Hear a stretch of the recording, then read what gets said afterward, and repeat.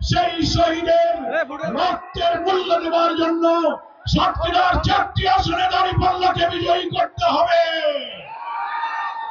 বাংলাদেশের স্বাধীনতার 54 বছরে আমরা দেখেছি সম্মানিত আমিরে জামাত উপস্থিত হয়েছেন।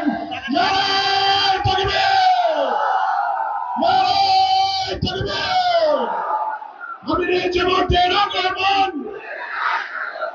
আমিরে জামাতের আগমন। আমাদের মার্কা কি আছে? কোন সে মার্কা? আমিরে জামাতের মার্কা, সাতক্ষীরার মার্কা, সকলের মার্কা, 12 তারিখের মার্কা। ধন্যবাদ। কিছুক্ষণের মধ্যেই আজকের এই ঐতিহাসিক জনসমুদ্রে আমাদের আমিরে জামাত আমাদের সামনে গুরুত্বপূর্ণ বক্তব্য রাখবেন। আমি একেবারে এই সংক্ষেপে আর একটি কথা বলে আমার বক্তব্য শেষ করবো। প্রিয় ভাইরা,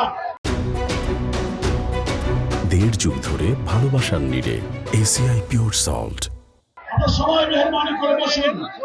শৃঙ্খল এই জনসভায় আমরা বসে পড়ি এবং নীরব থাকি।